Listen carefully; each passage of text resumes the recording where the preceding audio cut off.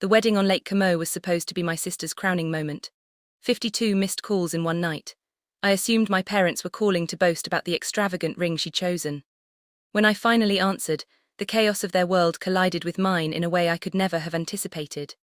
But before the storm, there was only the hum of my refrigerator in Chicago, the dim glow of my laptop screen casting blue light across my darkened apartment. It was 10:07 p.m. on a Tuesday, and I was witnessing my family burn money they didn't have in real time. My sister Claudia had been posting non-stop for 48 hours. There she was, twirling in a gown that could have bought a small car, standing on the terrace of a centuries-old villa overlooking the mirror-like water of Como. She looked flawless, curated, like a painting come to life. Beside her stood Lorenzo, the wealthy Italian heir she met through a dating app 3 months prior. He seemed less like a groom, and more like a man trapped in a masquerade, his smile strained and eyes flickering away from every camera. I scrolled past a clip of my mother clinking champagne flutes with a woman who looked suspiciously like a hired socialite. My stomach twisted. I knew the numbers. I was a senior financial analyst, numbers were my language, and their numbers had been toxic for over a decade.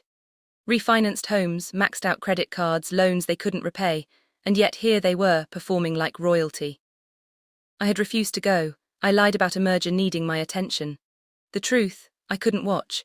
I couldn't watch them idolize Claudia while I knew every card, every account, teetered on the edge of collapse. I couldn't watch them treat me like I existed only when money was involved. A buzz on my phone, a text from Mom. "Danny, sweetie, the caterer is insisting on cash. Can you Venmo €2,200 just for tonight? Dad will repay immediately at the bank."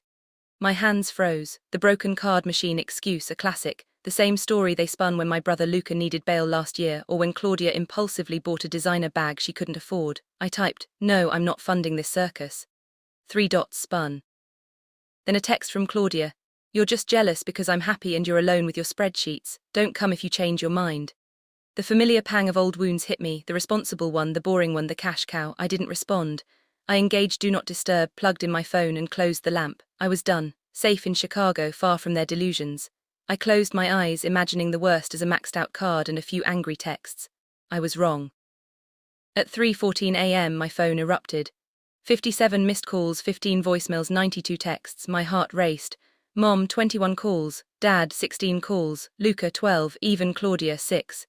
The texts were a frantic blur, asterisk answer, emergency, police, pick up.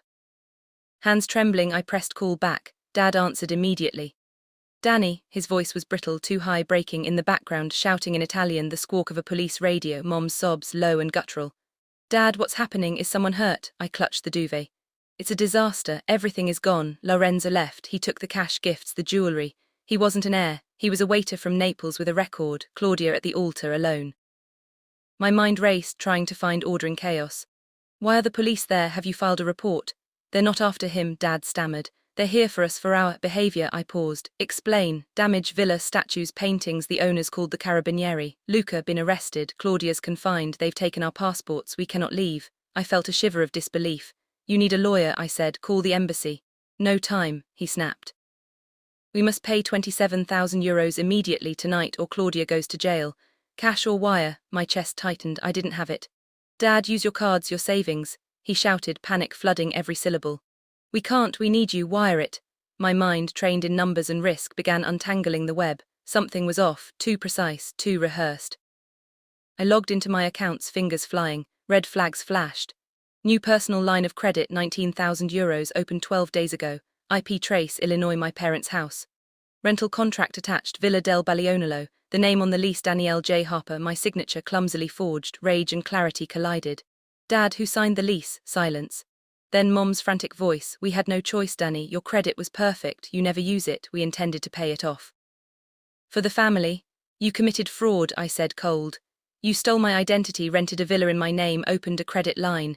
This isn't a request, it's criminal." Screams erupted from the phone. "Wire it or you'll be liable," the trap snapped. They weren't asking for money, they were coercing me to cover their crime. I inhaled, calm as ice. "Put the officer on the line," I demanded. Confusion, then a scuffle, a firm, weary voice, "Pronto, Capitano Rossi." "Captain Rossi," I said, measured, stripped of emotion. "I am Danielle Harper. I reside in Chicago, USA. I am recording this call. My family has committed fraud using my identity. I did not authorize these accounts. Please proceed with charges against them. Mom shrieked, Dad begged, I ignored them. My future mattered more than their terror. The captain acknowledged, professional, alert. The charges would proceed. I hung up, no tears, no relief, just calculated action.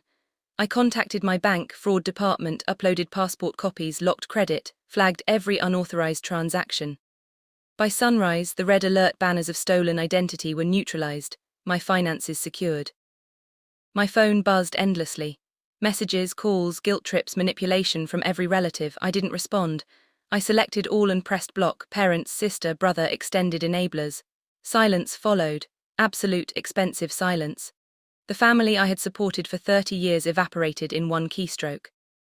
I stood at my window, the city stirring beneath the pale light. Claudia, somewhere in Italy, faced the consequences of her choices for the first time. I brewed coffee, drank it black, bitter and grounding. I had won. Not with money, not with fury, but with law, logic and boundaries. Finally, I was free. If you want more intense stories of high-stakes family drama and smart legal victories, don't forget to like and subscribe. Your next adrenaline rush is just a click away.